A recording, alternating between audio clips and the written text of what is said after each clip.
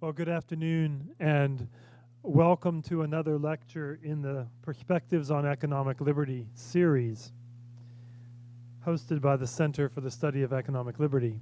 My name is Ross Emmett, and I'm the director of the center.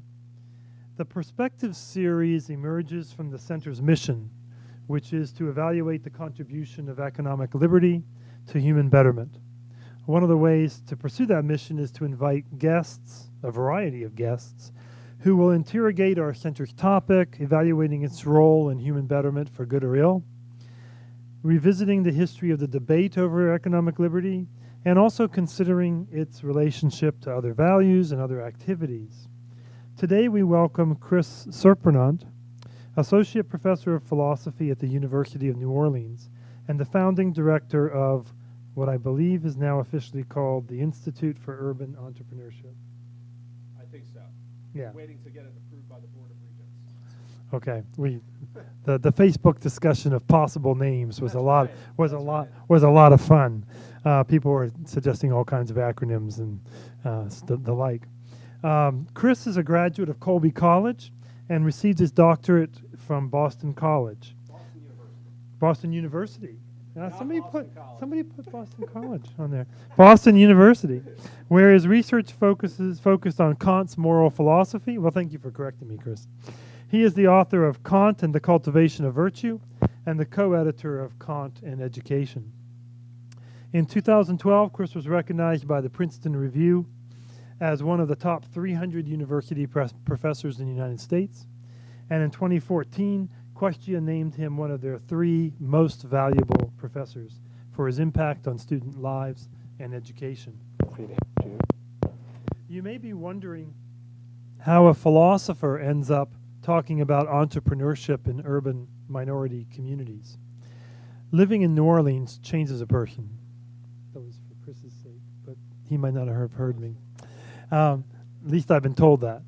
More seriously, Chris's journey to this topic perhaps emerges from his work on criminal justice reform, honored recently by the Louisiana Board of Regents with one of their Atlas Awards.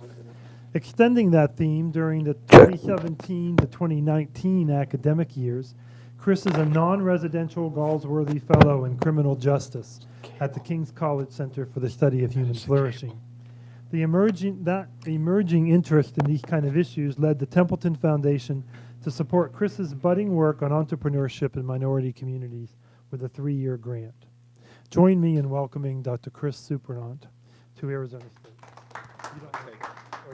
That one's not working, so I'm going to take this.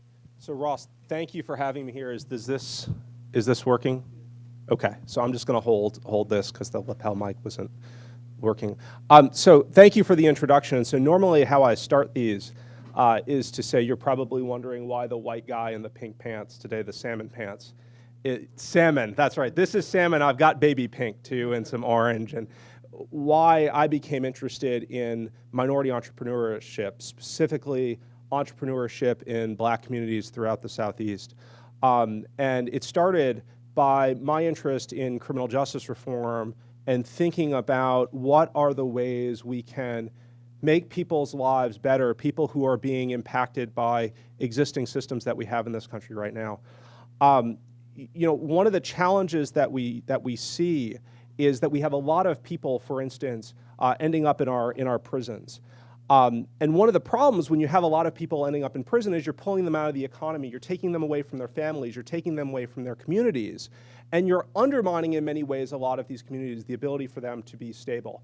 And if you believe in something like human well-being, if you want people to live better lives, then you have to start looking at some of these communities that are being negatively affected by our actions. And so it's interesting because a lot of times, this is probably one of the more diverse groups that I'm talking with. Usually either I'm talking with a group of white folks, or I've been over the last 2 years at a number of HBCUs, where I'm the only white guy in the room. And those conversations end up going very differently depending on people's backgrounds. But with the groups of white folks, usually the challenge is really the same question that my wife asked me in the car today when she said, well, what are you talking about? And I said, well, I'm talking about minority entrepreneurship in primarily black communities, criminal justice reform issues, issues related to policing and incarceration, and what's happening to mostly black men and to a certain extent black women in our country, and why it harms all of us. And she said, what is the reason why a lot of white folks are directly affected by these types of actions? And if you think about it, it's difficult for me to understand why. I mean, you can make economic arguments, and we'll talk through some of that, or I'll show you some of the statistics, but I find a lot of that to be crass. I think the reason why you should care, even if you don't live in one of these communities or you're not from one of these communities, is because we have things so, our situation in the US is so nice for the vast majority of us. And if you can do things that make significant impacts on people's lives with minimal effort, you should. And then obviously for people living in those communities, they're directly affected by it. So as Ross said, I'm from New Orleans. This is something that has directly impacted my life. It's impacted the lives of many of our students. University of New Orleans is a public school just like Arizona State. And so many of our students, many of the people in our community are directly affected by this. So I know some of you, or I imagine some of you, are familiar with some of the criminal justice statistics in the US, in particular how many folks are in prison right now.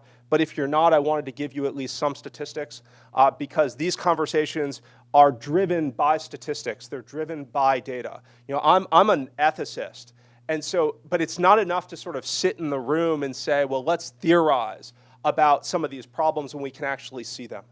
So 2.3 million people right now in the US are incarcerated. If you guys can't see this over there, you may want to, you can see it? Okay, good.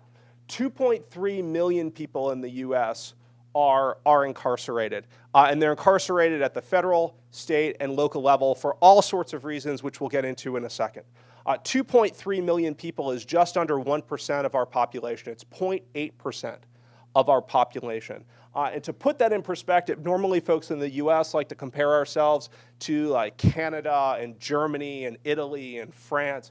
And so to compare our incarceration rate to those countries, it's pretty dramatic, right? So that's 698 people out of 100,000 over there on the far right. I don't really have a lot of jokes in this talk because it's pretty serious. The only joke is that when you make the chart, you can make the number off the chart, right?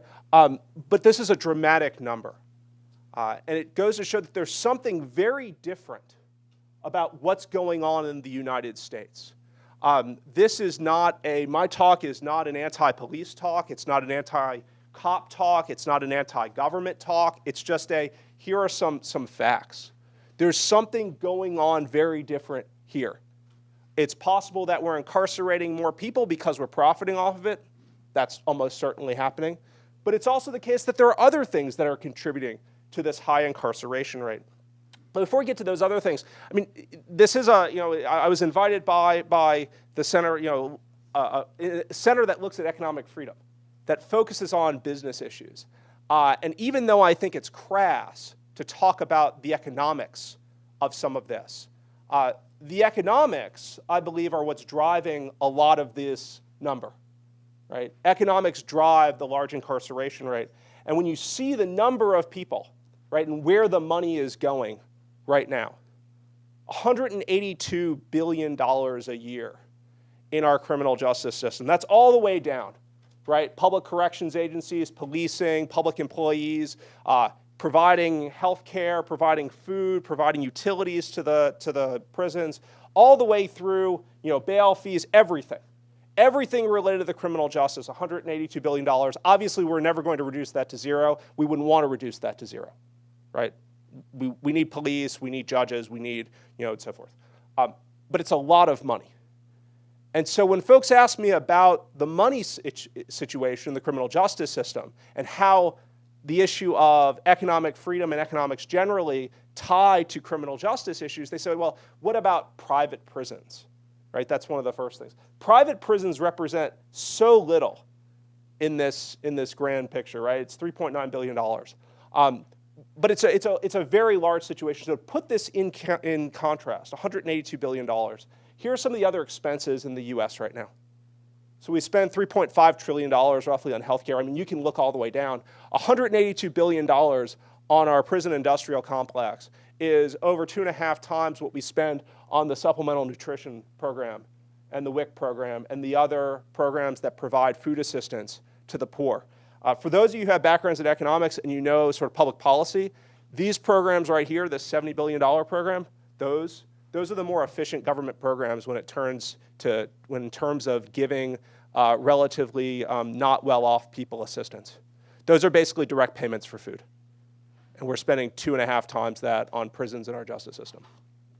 What's more interesting is if you think about the costs, right? So if we're thinking about being entrepreneurial, if we're thinking about the role of entrepreneurship perhaps in addressing some of these issues, one of the other things to think about is that all of those people in prison, right, could be doing something else.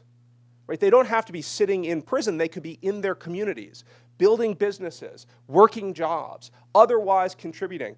And again, it's crass, but you can put sort of a monetary value on that. I mean, if every single person in all of our prisons were out and working a minimum wage job, and again, there are some people who need to be in prison, but if everyone were out working a minimum wage job, we're looking at $33 billion a year of economic activity that's lost because it's sitting in our prisons.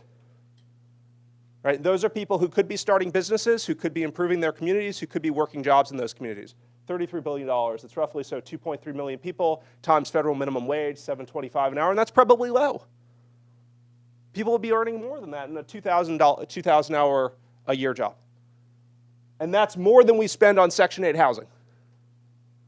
Right? And keep in mind that as we're losing the $33 billion worth of productivity, we're feeding and clothing and housing all of those people. So even if you were to tell me that, look, most of these people, Chris, are not going to get out and start their own businesses, many of them are just going to not work, right? For whatever reason you think that, it's probably almost certainly false, but let's assume that it's true, right? It's still going to cost you less. So from the standpoint of cost, which I think is crass, right, you're looking at this is something that needs to be addressed. Okay. So this is a spending argument, or there is a spending argument here to think about what we're doing in a different way and to think about where economic opportunities lie. But I think it's important before we think about the money and what sort of decisions we would make to think about where, right? Where are these people incarcerated, and then think about why. Because when we talk about the United States and we think about, say, issues of criminal justice, and so one of the things is, Chris, again, why do you care about criminal justice? It's an entrepreneurship talk. But the issue in terms of entrepreneurship is thinking about what helps to stabilize communities, what makes people's lives better. And we have so many people's lives that are tied up in this system that it's directly connected, especially when you look at these communities where they're coming from, it's directly connected to their well-being. So where are they incarcerated? The vast majority of people, when they talk about the US and talk about, say, our incarceration issues, they talk about it from the standpoint as a national problem. Right? The US incarcerates too many people. The reality is it's not a national problem in the sense that there's a large number of people in federal prisons. It's a relatively small number of people. It's less than 10%. So when Obama, or now recently Trump, working with the Kardashians, decided to release people from prison, low-level drug offenders, he's releasing people from federal prison. Right? He can't do anything about the folks that are in state and local prisons. And the folks who are in state and local prisons are the ones who are, it's 90% of the people sitting in our prisons right now. Arizona has a prison problem as well on the individual issue. Your prison incarceration rate has been going up pretty steadily. Jail has been relatively flat. Everyone knows the difference between prison and jail. What's the difference? In jail, you have to be given a sentence. You have to wait for a sentence. Yes, almost always. Right, so sometimes jails hold people who have been sentenced if it's a short period of time or if the prisons don't have room. But generally, the prisons are for people who have been convicted. Jails are either people who have been convicted and there's a short sentence, or it's people who haven't been convicted at all and they're just waiting, or they're just sitting there. And either they can't go back to their business that they're running, they can't hold a job, they lose their car, they lose their house, and they're otherwise not being able to contribute to the community and to their families. Right? So the jail incarceration rate goes relatively flat. This is national trends, but if you put this on par with our NATO numbers and the United States generally, that's where Arizona ranks, right? So significantly exceeding the national average. If we looked at Louisiana, Louisiana is going to be somewhere out here, right, along with Oklahoma. So we're running 1 and 2 with Oklahoma, right? At least Louisiana is winning in something. Not good. Not good. So the issue when it comes to minority entrepreneurship is not just the number of people who are in jail, but the racial disparities when you look at who is in jail. It's not as dramatic in Arizona because the percentage of black population in Arizona is relatively low. It is only 4%. Right? 4% of the population in Arizona is black, 12% of the jail population is black. That's 3 times. Doesn't seem all that significant, right? It's only 12% of the population. I want you to focus on 3 times because this is the common number throughout the country, right? 3 times the population of the jails compared to what the folks are when they're living in the state. So for instance, Louisiana, 32% of our population is black, 66% of our population is, jail population is black. 3 times doesn't quite work on here because that would be 100. But it's double, right? And it's not just Louisiana, right? Not just Arizona. Here's Alabama, right? 26% black population in Alabama, but 54% of the jail population. If you think it's just backward states in the South, you would be wrong. Right, here's Maryland. I guess Maryland is kind of southern. I don't think of it as southern. Not really. It's moving northward, right? 29%, right, to 68. And again, notice that for the most part, right, the white trend line is the same. The Latino trend line runs pretty much directly across. The native trend line, except in Arizona where it goes up a little bit. But you see the same thing. Missouri, right, 12 to 39%. Illinois, 15 to 56%. Michigan, 14 to 49%. I'm not going to run through them all, but it's basically the same. So what you see is a disparity between national populations along the line and prison populations along the lines of race. And then when you look at this nationally, you can see the trend.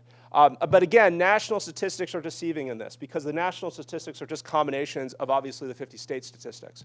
And when you lump together, say, states like Wyoming and North Dakota and Alaska, they have relatively low black populations, right? And so they drive down some of these national statistics. Another talk I give is directly on criminal justice. What you'll see, though, in those states is that just because the black populations are low does not prevent them from locking up more people.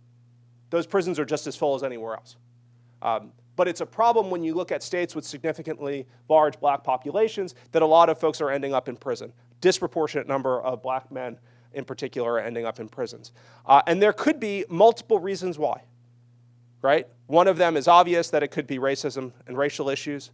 Other reason is that there could be more law breaking in black communities, right? That is not excluded by this. It may be the case that the police are just very good and there's more law breaking. I'm not sure that's the case. I don't think that's the case. But it's not excluded by the data.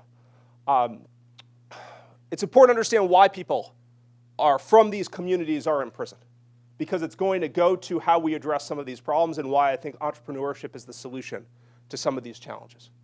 Right? So 2.3 million people, why are they incarcerated? Anyone want to guess the number one reason that people are incarcerated in the United States right now? Yes, sir. Drugs? Drugs? Drugs? Non-violent drug offenses? Now it's just the crowd going along with it. You are all wrong, right? It is not drugs. 2 to 1. Don't feel bad. That's always the answer, right? 2 to 1 violent crime. Now, there's a question as to how much of this violent crime is driven by drugs, but this number here is top line.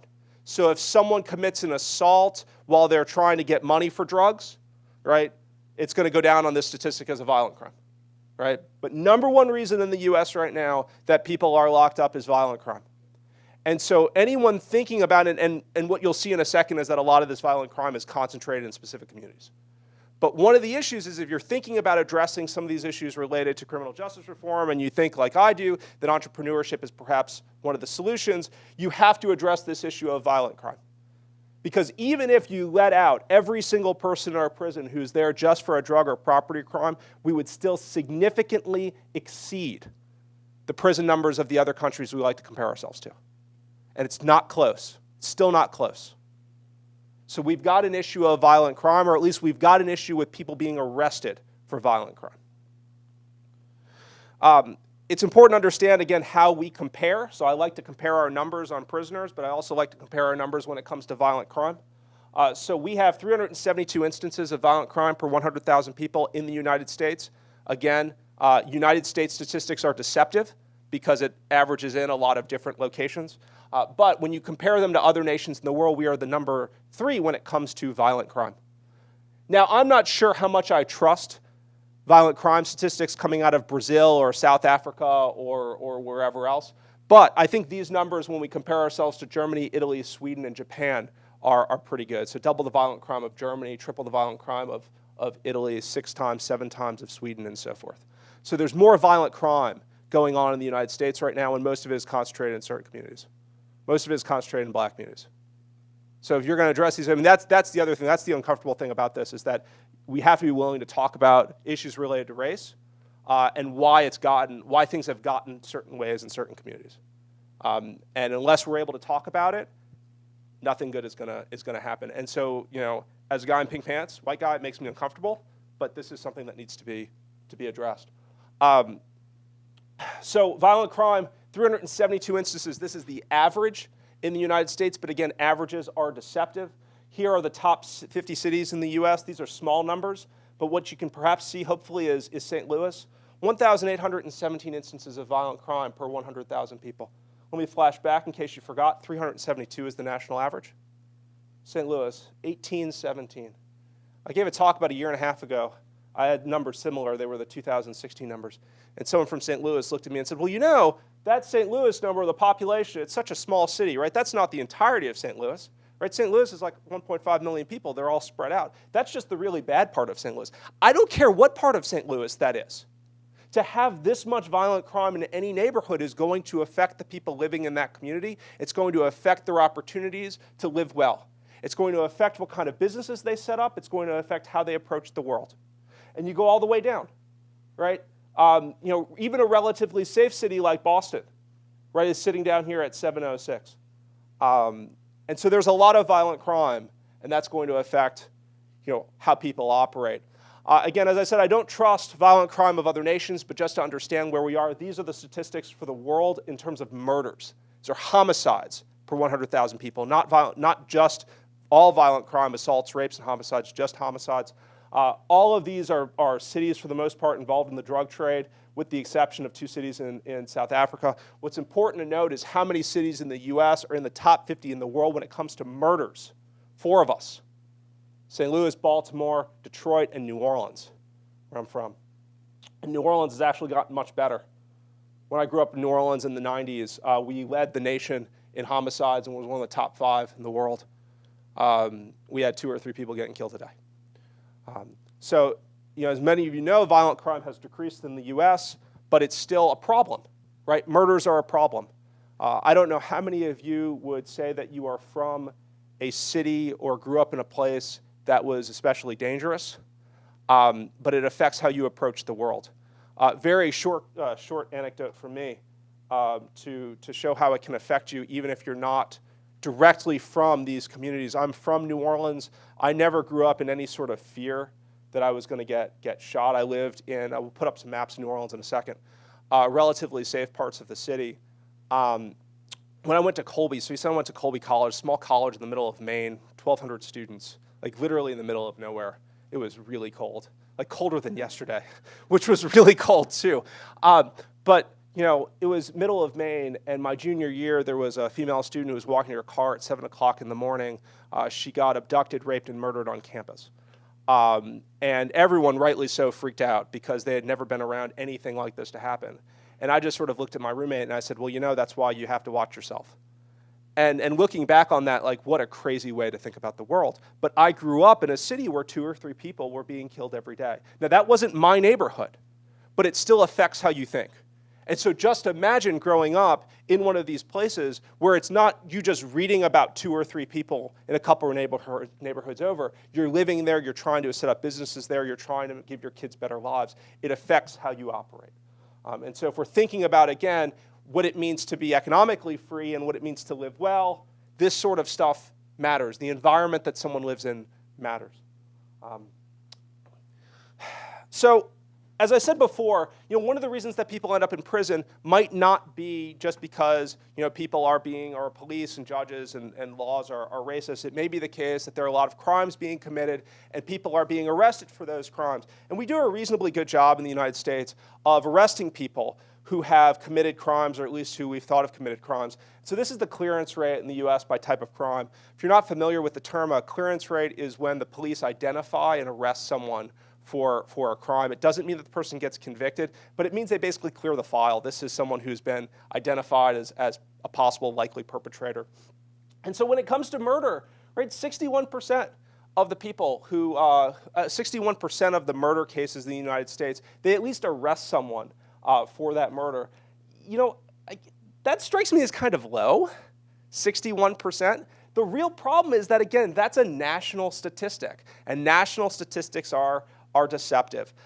New Orleans, right? 35% of the murders have people identified, right? 65% go without an arrest. Right? 65% of the murders in New Orleans go without an arrest. The Washington Post, don't want to confuse those two. The Washington Post did an interesting story a couple years ago where they identified 30 cities. This is the website here if you want to go look at it. Right? 30 different cities, and they pinpointed every single murder in those 30 cities for the last 10 years. Every single one was given an orange dot or a green dot on the map. The orange dot were murders that no one was arrested for. The green dots were where there were murders that were arrests. What's interesting about these maps is that you can see, one, where crime is being committed, but you can also see where economic opportunities lie. Because economic opportunities don't pop up in places where there are large amounts of crime, especially when there are large amounts of unsolved crime. And so we see New Orleans. This is what the thing looks like. So you can see green dots and orange squares and green squares. It just means that the green squares are where they frequently arrest people for crimes. The orange squares is when most of these crimes go without any arrests. And what you'll notice is that in New Orleans, there are large swaths of the city where there are large orange squares. And what you can probably figure out by the direction of this talk is who lives in those parts of the city. It's not me, right? I can tell you where I've lived in my life.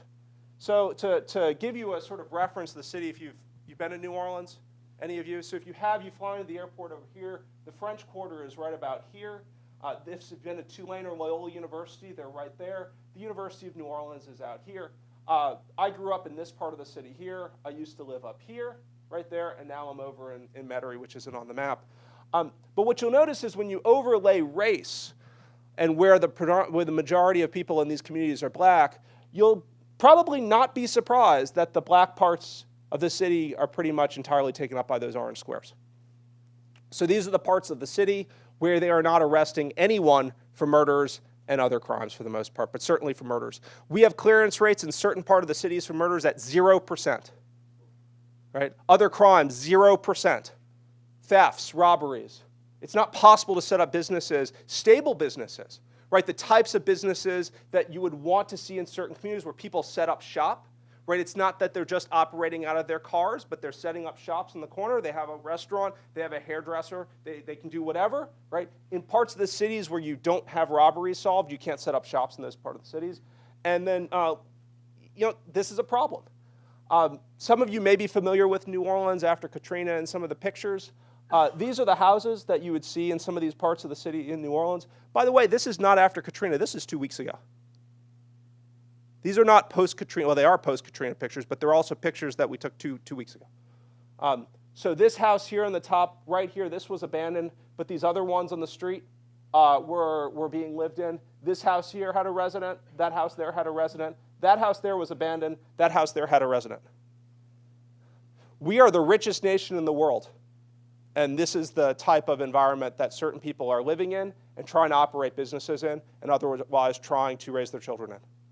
It's not just New Orleans. Right? You see similar statistics in other parts. This is Baltimore. Right? Again, same deal. Orange is the parts of the city where there are murders that are going unsolved. Right? Overlay that with black parts of the city, and they're almost all in black neighborhoods. Not just Baltimore, here's St. Louis. Forget about East St. Louis. Maybe you're familiar with that part. Ferguson's over there. And other parts of East St. Louis, which is worse off than St. Louis, but overlay that with race and you see the same thing. And so one of the challenges is when we're thinking about how to promote well-being in some of these communities where people are the worst off is that it's not just about perhaps dropping money on them. It's about thinking about what other problems are contributing to the situation that we see right now. So there is some good news, right? One of the good pieces of good news is that crime has gone down significantly, violent crime, from 1990 to 2017. That's a good thing.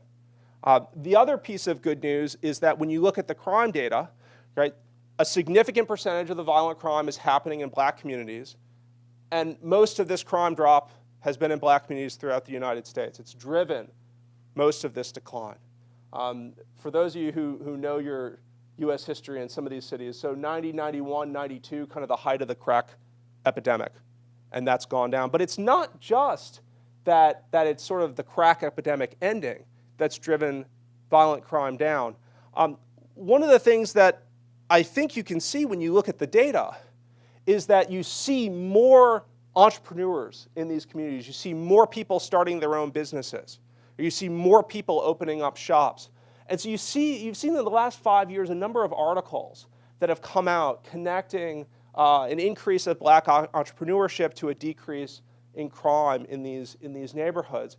Right? So it's the same sort of thing, black-owned businesses, reducing youth violence, and all of the reasons that you might think.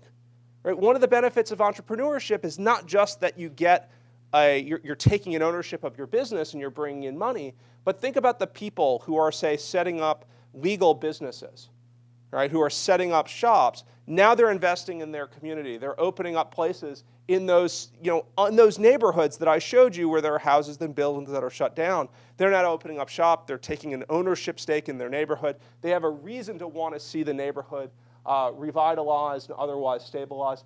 And so you see a number of these articles, and it's weird for me as a philosopher because I see a bunch of these articles coming out, and I was thinking, man, there just must be a lot of data, right? This is great, and it turns out there really wasn't much.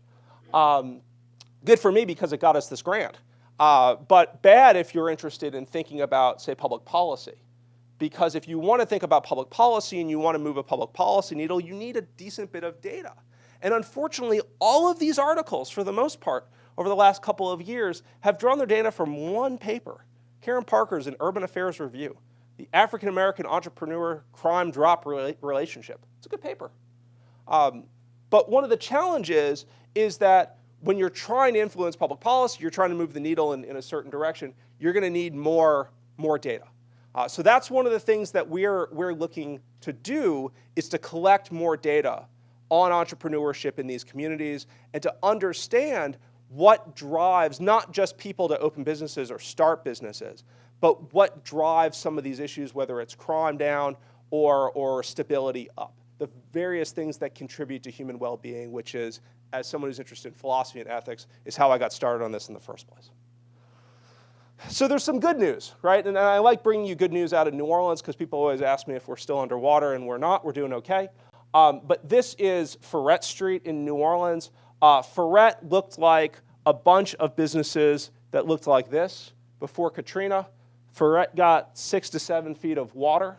And then what happened is that you get a bunch of businesses that have now come in that look like this. So you've got your Fancy Pants hot dog place, a little Fancy Pants burger place, this hipster restaurant. It's actually not bad. But you get those kind of, what you have is a development in this area. And what's really important is that this area of Ferret is this part right here, this purple part sticking out. And so what you notice is you still have a black part of the community, right? There are still black men and women who are living around Ferret Street, but their crimes are being solved when they're committed. But for the most part, crime has gone down in that area significantly.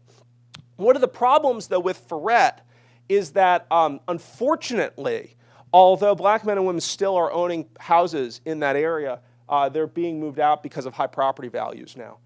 And so, unfortunately, Ferret has gone from pretty much a majority-owned black business street to there are now no black businesses on Ferret Street. There was one, but it shut down last year. It was a po' boy and donut shop. So, unfortunately, now there are no more black businesses on that street, and this is a problem.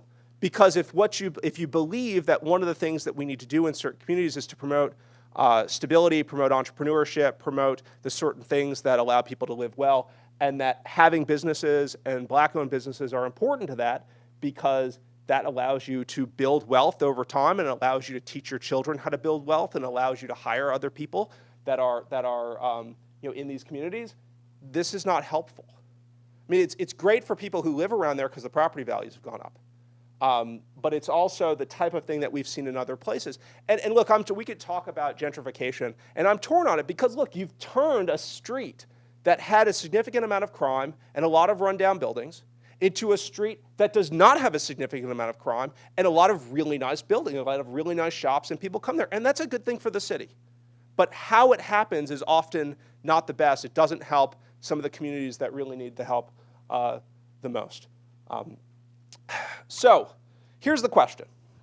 Question is, if we know that, say, for instance, that having more Black-owned businesses is something that we should shoot for, or at least that trying to inject more capital in this way into a community is perhaps a good way of doing it, why hasn't it happened, right? So again, assume that, right? I haven't shown you that that's the case, but assume that one of the things that would help these communities out is to have more Black-owned businesses, have more people in those communities starting businesses to both take up some of the real estate that's currently being unoccupied, but also providing stability. Why haven't we seen that? And part of the reason we haven't seen that is because for the last 20 or so years, article after article has come out. This is from Bruce Meyer, National Bureau of Economic Research, explaining why are there so few Black entrepreneurs? Right? First sentence of the abstract, Black entrepreneurship has been unsuccessful in the US. This stuff doesn't help. Right? If you're looking to find investment, if you look at these articles over and over again, you start to wonder what's going on. But there's an issue with this. So if you're working from government data, right, and you're thinking about entrepreneurship in the normal way we may think about entrepreneurship, which is I go and open up a business, and to open up a business, I have to get my various licenses, and once I get my licenses and open up the business, then I start reporting things to the state, and I start paying my taxes and whatever else. If that's how we get our research, right, it's government data, what's the problem? I'm going to look at, because you guys, some of you guys are from these communities, what's the problem with that data? So if I asked you, why are there so few Black entrepreneurs? You'd say this is wrong. Why is it wrong? Because what are they doing? Yes, sir. Well, Rodney, I know you were talking about illegal activity, drugs, before they say underground economies, and it's beyond drugs. There's a lot of other stuff going on. It ain't drugs. It's informal economic activity that's taking place in these communities. And if you're from the communities or you spend any time in these communities, you're familiar with how much informal, under-the-table economic activity is taking place. And it's not drugs. Right? It's not illegal transactions. It's people selling food out of the back of their car. They're reselling clothes. They're providing various services. They're just not reporting it to the government. Right? And there are lots of reasons why they wouldn't report to the government. Look at the racial history in the United States. If I were Black and I was working, I wouldn't want to report any of the government. Never mind that they're going to try to take your money. Right? Never mind the high cost for various types of licenses. Right? And so if you're dependent on government data to understand what's going on in these communities, and you use that data to try to understand, why don't we invest more in these communities? Well, because Black entrepreneurship has been unsuccessful. Well, it's not unsuccessful. It's unsuccessful when looked at or defined in a certain way. And so this is the challenge. The challenge is, if it's the case that you don't see as many on-the-books businesses, but you believe that any type of entrepreneurial activity is good because it helps to generate, one, income, it helps to move capital around, it helps to stabilize people, how do you get the data to show that this claim is wrong, that Black entrepreneurship has been unsuccessful? Because when you go into these communities, even the ones that look like the pictures that I showed you, there's a lot of activity that's going on. And it's not illegal, well, it's illegal. It's not illegitimate, right? It's not selling drugs. It's just that it's under the table. So Professor Emmett talked about a grant that we had just received. This was over the summer. We got a $1.8 million grant to study Black entrepreneurship. I really hate that word, study. It's like I'm going in and it's like a zoo exhibit or something. That's not. What we're doing is we are working with existing community organizations in New Orleans, Baton Rouge, Jackson, Mississippi, Atlanta, and either Houston or New York, who are in these communities and are trying to work with folks who are either trying to grow their hustles, so these are people who have, under the table businesses, or they're trying to turn those hustles into what we might call legal enterprises, right? We're working with those organizations to try to understand what are the current barriers to entrepreneurship in these communities, where are the challenges and where are the opportunities. We're also working with, those cities weren't selected by chance, we're working with faculty friends of mine, members of economics departments at business schools at 5 historically black colleges and universities who already have these connections in the community to try to identify where these challenges lie. Our thinking is that if we can understand where the barriers lie and we understand where the opportunities are, then we can hopefully, right, produce a data set that's more accurate than some of the government data that's been generated so far.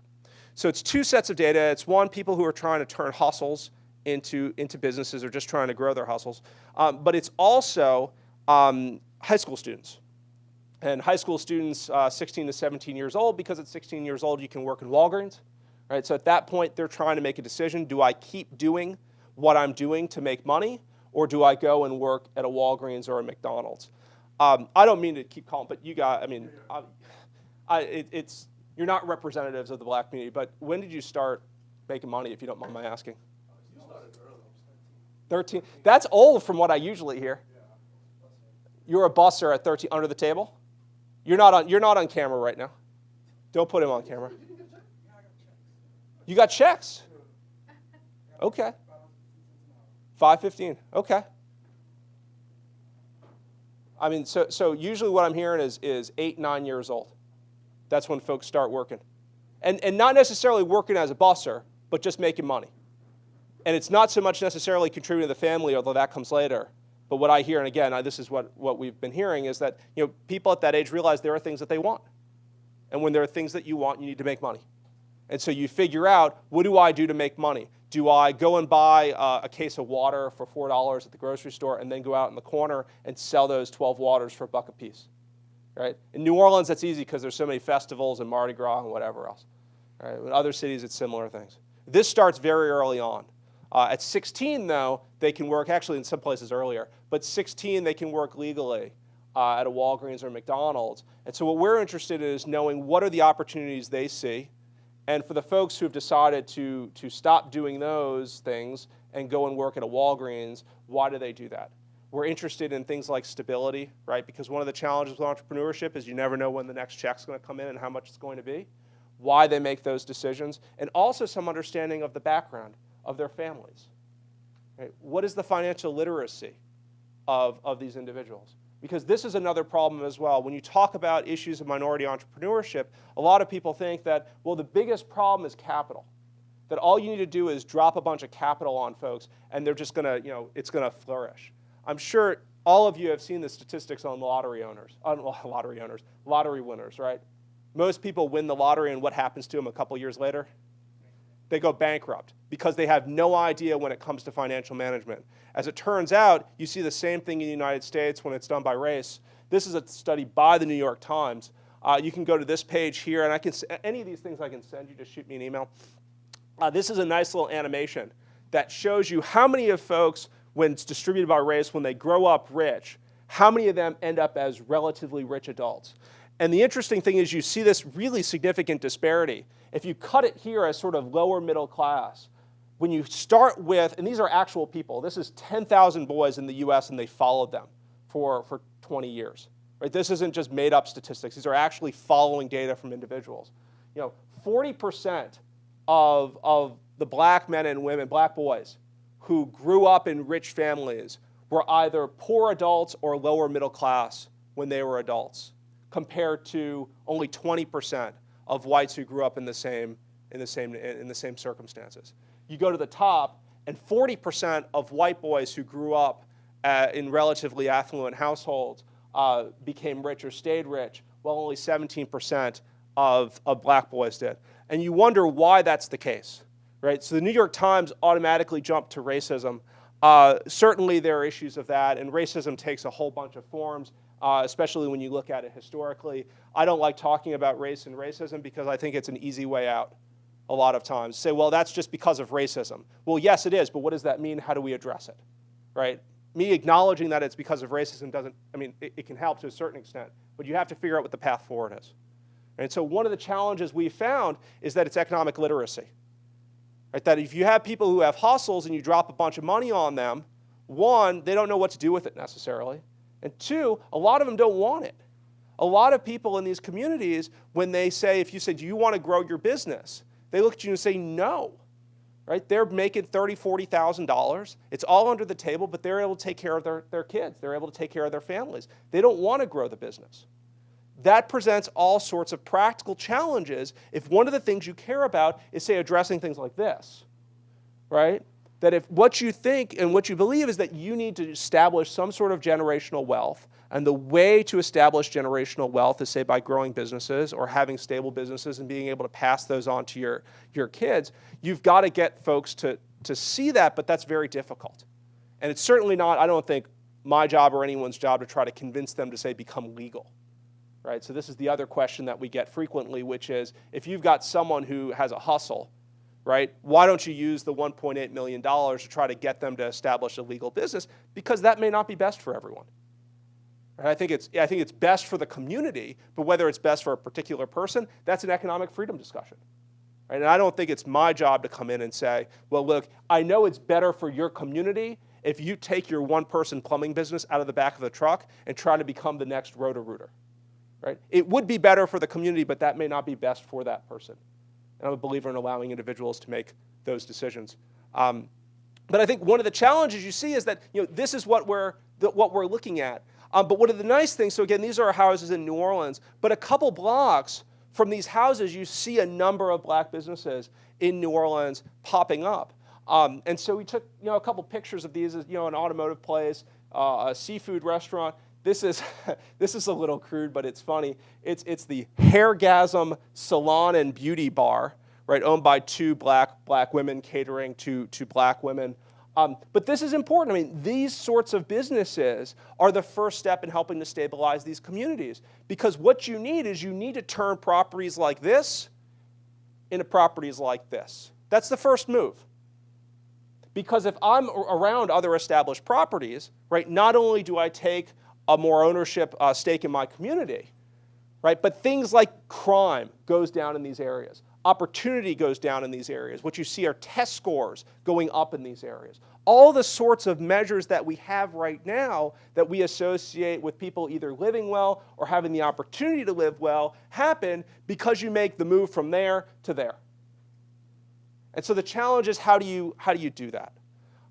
For us, my hope is that we can gather the evidence to show that, not only that entrepreneurship does this, because I think it does, but the sort of steps that need to be taken to get those people who do want to turn their hustles into businesses to help them do that. What I don't have right now is I don't have the data. So our project starts at the beginning of July next year. I perhaps maybe will be back at some point to talk with you about the data, but this is where we're headed. And I think this is important. I mean, it's important because, again, this isn't, I live here. I mean, I live in New Orleans, but I don't live on this street. But this affects our community. And I can tell you directly how it affects me. And again, this is crass because we're talking about money. I mean, how it should affect you is that these are issues of justice and that we have the resources to make people's lives significantly better. But how it affects me and my wife, when we were driving over in the car, I said, you know how we have to spend and how we've had to spend a significant amount of time, and we're going to have to spend a significant amount of energy first identifying a private school and putting our two children in private school and paying for it? The reason why we have to do this is because for so long, most of our community looks like that. If our community looked like this 50 years ago, we'd be able to send our kids to public schools. And you only need to look at the city of Atlanta, for an example. There are certain parts of Atlanta that are bad, but one of the things that Atlanta did when other cities like New Orleans were still segregated, they said, to heck with that, we're going to try to move forward. Atlanta is one of the places in the country, I'm getting a head shake. That might be is that a disagreement? Okay. I mean, I want to hear it. So, I mean, Atlanta is one place where you see stabilized black wealth in the country. There are still lots of problems in Atlanta, but you have public schools in Atlanta that at least are halfway decent. But I still think it's a justice issue. I mean, if you're not motivated by economics, and I'm not sure you should be on something like this, we can do better and we should. So I'm happy to take questions. I'd love to talk to you about Atlanta. So. Yeah, I don't want to talk about Atlanta. Okay. I want to talk about the image on there. Do you want to send? How do you want to work? Sorry. How do you want to work this? I can pass it around. Okay. I can speak loud. I can do it. I can just. Here you go. I just want to make sure that Okay. you're on here. I'm sorry. Because some people will argue, you saying Jewish places in New Orleans look like that 50 years ago, right? Did I hear you say that? That places looks like this 50 years ago. I'm sorry. Okay. That there were places that looked like this 50 years ago that now look like this. Okay. And those places, there are still places that look like this, All right. which I took pictures of. But now they look like this, and they look better than this, and the people who live in this place have better opportunities than the people who are living in this place. Okay. Just some people will argue, could you go back to the image with the businesses? That is what many depressed black neighborhoods look like before integration. So the argument is that integration, desegregation, however you want to define it, had a significant negative impact on black businesses in predominantly black communities. Because all that capital because before integration, all income levels lived in that community. Doctors, lawyers, nurses, school teachers. When the immigration came about, then they had the opportunity to move out, and that drained significant spending power and capital out of those neighborhoods, and then they started to deteriorate economically. I just want to put that out there. My question to you is, what is the relationship between income level and educational level in those high crime areas that you were identifying? Most of the, so, are we good with the mic? No? Okay, I'll take this back. And if you want it back, I'll give it back to you. No, go ahead. Continue. Ooh.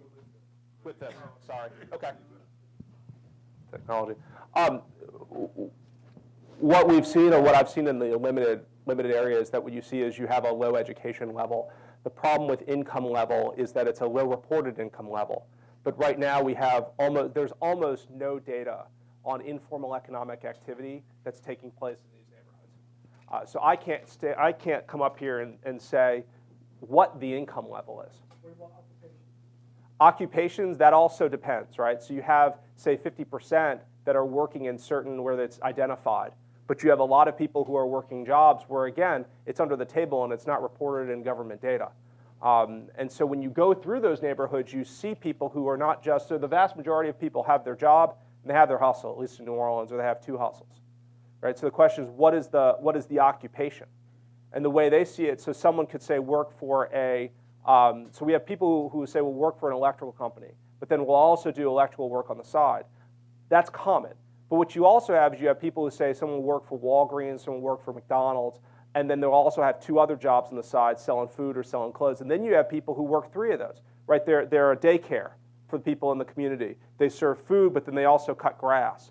And right now there's no data. And so I don't want to come up and say, well, look, this is what the economics looks like, because we simply don't know. But what I will say is I think that the government data in terms of what's happening in those communities is wrong.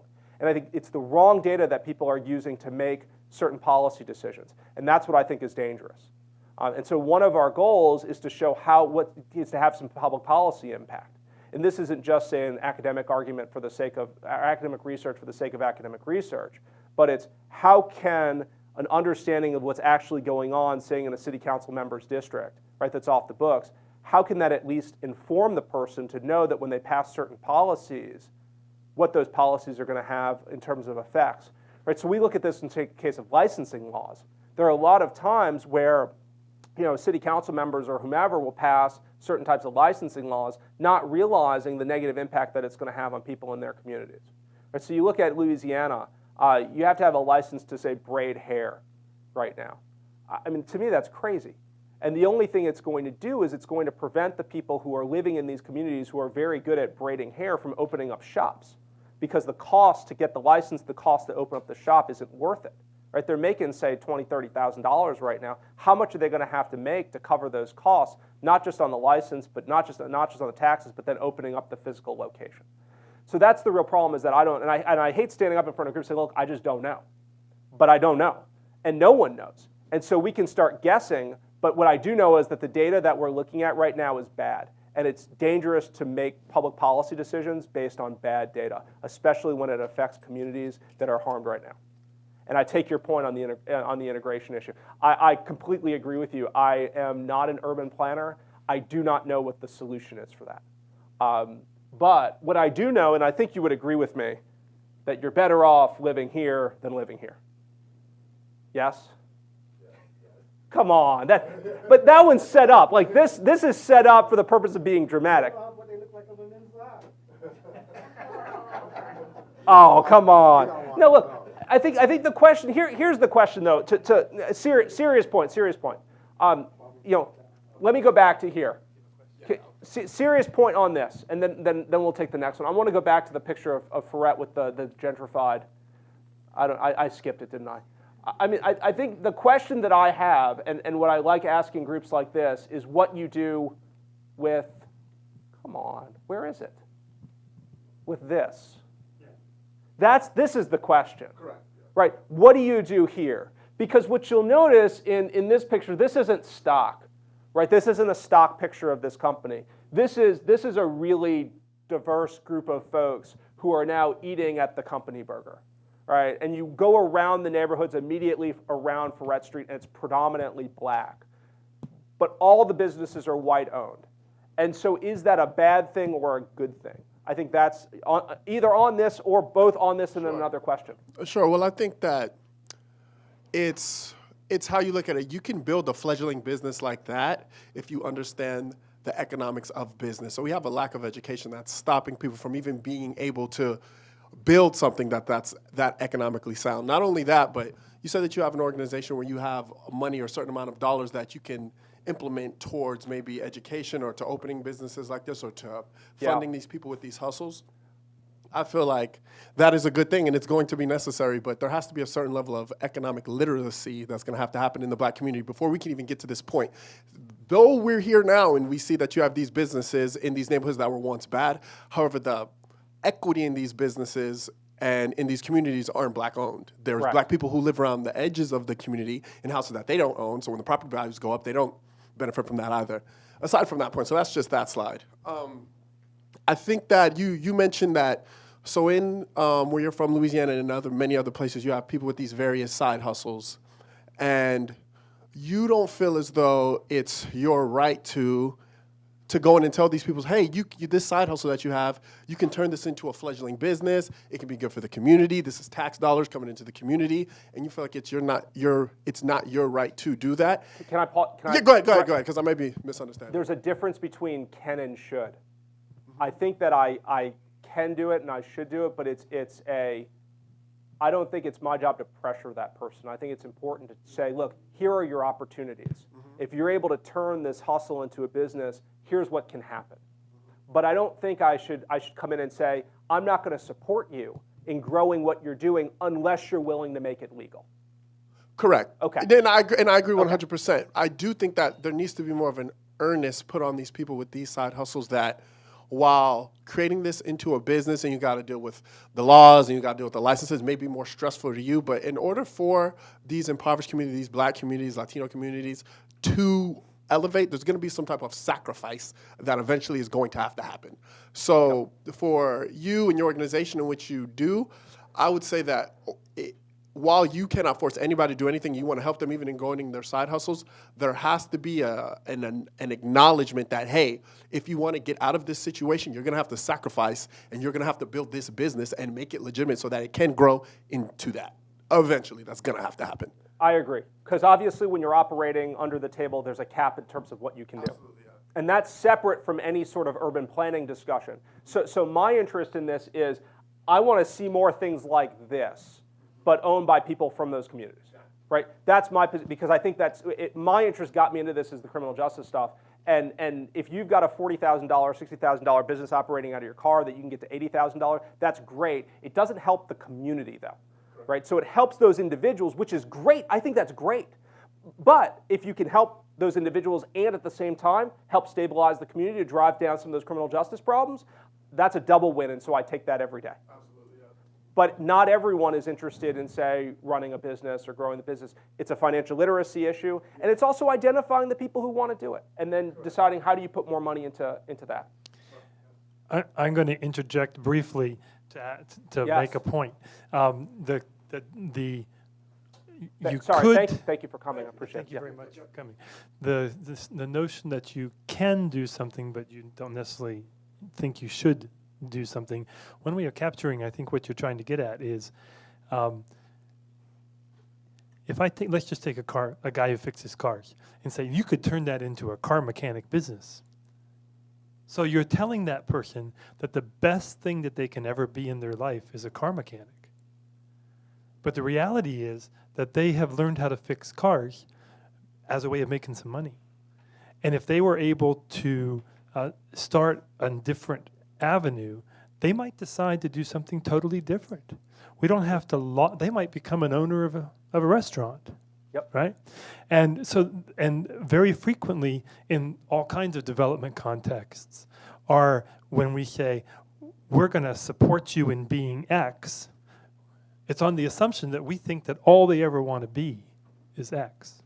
Or all they can be is X. Or all they can Yes. be is X. Yes. And what you're actually doing is saying, we need to create avenues or a context within which people could decide a wider variety of possibilities. right. And they may want to be a car mechanic. That's fine. But they might want to be a school teacher. They might want to be something else. That's right. It's an education issue. It's not just a financial literacy education, but it's also, here are the various paths, and when you go down these paths, here are the opportunities. This is an issue that I have addressed in a wide variety of different kind of occupational discussions, like fair pricing Yep. for coffee and things like that. And look, I think that people, a lot of these problems, set aside the race and racism issues, which are certainly there, a lot of the problems you see based on, say, government actions are not by nefarious actors. They're people who want to do good. And it turns out they end up doing a lot of bad by doing good, which is, that's one of the challenges that we're trying to avoid. So two questions. Well, I guess the first one's a quick point. I think in Arizona, the number one crime that type of crime that people are sentenced for is drug related. So I think that could It may be. Yeah. It may be. No. It It is? I Okay. went to a presentation that talked about it last week. And then also is your research going to look into the availability of loans, because I know there's racial disparity in mortgage Yeah. loans. Is it also because if you can't get the money to start a large business, that's something that would affect so entrepreneurship. we're going to look into see if this is one of the challenges or barriers. I am convinced that this is a problem. I am not convinced that this is the only problem. And so I think this is the challenge that a lot of people say, well, it's just more capital, it's just more capital. How this project originally set up was that we wanted to run a micro lending operation, like Grameen Bank has done in Southeast Asia and South America. We wanted to provide mentoring for individuals who are trying to grow their businesses. We wanted to use the same type of data that Grameen used to identify people who are likely to be successful and to grow businesses. And I said, well, surely this data exists given how much money the government has been pumping into these areas. And so I talked with my economist friends at HBCUs, because I figured you must be working on this stuff. And it was my friend Greg Price at Morehouse. He looked at me and goes, Chris, you are crazy. He's like, there's no data on this. And I didn't realize that. And so fortunately, we went back to the agency that supported us and said, look, I know you wanted to support this project, but we can't run it. We don't have the data. And they said, why don't you get the data, and then if it shows what you think it's going to show, we'll run the next part of the project. So I think you're right. I think it's a capital thing, but it's also, do you know what to do once you get the capital? Right. And that's a challenge, and I think that's where, and I don't know how much is what, and so we're going to be looking into that. So what were the half dozen cities you mentioned that you're going to take the study to? New Orleans, Baton Rouge, Jackson, and then Atlanta, and either Houston or New York. So New Orleans, Right. Baton Rouge, and Jackson have a lot of similarities in terms of their history and size, and Right. so there are a lot of similarities. Atlanta is interesting because you see established black wealth in Atlanta, and either Houston or New York was going to be our control because those cities are so diverse, and so we're curious to see if the same types of opportunities in those communities are present in New York as they are in, say, New Orleans. Right. So are there particular parts of those cities you're going to focus on? This is the basic question. You're going to Yeah. focus on the parts that things aren't going well, or Yes. focus on the parts that are going well? Yeah, So- we're gonna focus on the parts where things aren't going well, and to be quite frank, we're gonna have to see who wants to cooperate, because this is the problem whenever you want to work with folks in certain communities who are marginalized. Not everyone's been very welcoming so far, but I don't count on that happening across the board. I haven't seen anything to suggest that people wouldn't be welcoming. But I think that one of the things that we're looking to do is to just get a sort of broad sample. This is not going to tell you, say, everything that's going on in, say, New Orleans or Jackson or Atlanta. What it's going to tell you is if we start with a school and we take a school district and then we look at businesses or people who have hustles in that district, it'll tell us something about that district. It's not going to be a door-to-door canvassing, at least it might. I mean, we're working with someone in New Orleans who has done a door-to-door canvassing, but I think she did it in like a 10-block area, and it takes a ton of resources to do that. I think that's the challenge. And so we're trying to get more general information that would help us run the micro-lending operation. That's really how this is focused. But I think it would be incredibly useful if you could find it, and certainly the government's not going to be able to do it, but to find some way of getting a very accurate picture of all of the various operations in any of these communities. But that's a huge one. Even if you just say focused on a relatively small city like Jackson, right, comparatively, that's a huge undertaking. And you have to get people to be honest, and that's tough. That's our biggest challenge too. So the nice thing about high school students is that they're oversharers. And generally, they will all be very, very honest when you go to them and say, "Hey, we're doing this project. Can you tell us about information?" I was surprised when we did a sample batch of surveys that are being thrown out now because they're just old. But I was surprised how many folks admitted to selling drugs and alcohol and gambling. They just tell you, like, "Yeah, I made $250 last month reselling alcohol." Like, "You're 17. Where'd you get the alcohol?" Well, we don't ask those questions. But they're pretty honest, and so so we're going to see once we start interviewing the folks who have hustles and are turning them into businesses. But really, our goal is to work with existing organizations that are already working with these folks and say, the community, these people. We're going to provide you with more resources to do more of this. We just want to be there to see what's going on. Really, that's what's happening.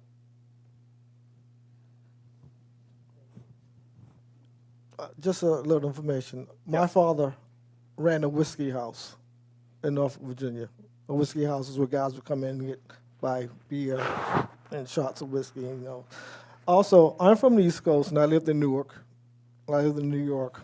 Okay, so I know exactly what you're talking about. But I wanted to address also the question that you raised earlier: is how does this stuff affect people who don't live in those communities? And I've been talking about this for a while to a lot of different people. Sooner or later, there's going to come along a person of movement who's going to say, we're going to tear up some stuff. It's not going to be in our neighborhood because we learned that lesson. Okay, it's going to go into other neighborhoods. Our problems, if our problems are not addressed, okay, in an adequate fashion, and we were screaming and yelling and begging and so forth for them to be addressed, we're going to up this level. Believe me, you go into some communities, that sentiment is right beneath the surface. It's there. It just needs something to spark it. So those issues need to be addressed, or they're going to come out one way or another. Tocqueville talked about this when he looked at issues related to race and democracy in America quite a long time ago. A lot of Tocqueville's predictions have come true. One of the things that hasn't come true yet is I think Tocqueville thought that there would be some sort of race war in the United States if things weren't addressed appropriately. So, an outsider 100 or so years ago, right, saw this bubbling up under the surface, and things get addressed sort of slowly, but not seriously. I think one of the challenges, I think you're right, but I think one of the challenges of, say, trying to address this issue in that way is that it encourages folks who look like me to say, well, this is why we need the police and why they're doing a good job when I put up some of those charts. And I agree with you about the problems, but I've tried to figure out how to not go in that direction.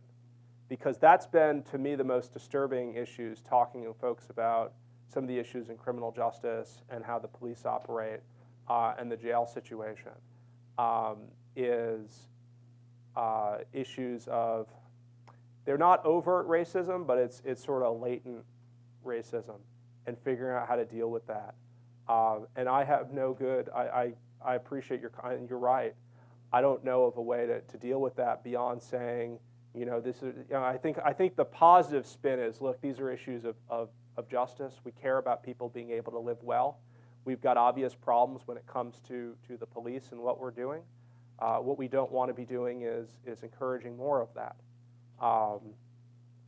So I don't know, but you're right. I mean, it's an issue, and if it's not addressed, and you do see it, right? This is spillover issues into certain communities. We have this in certain parts of New Orleans where you see increased crime in certain areas, and that's a spillover of problems in these communities.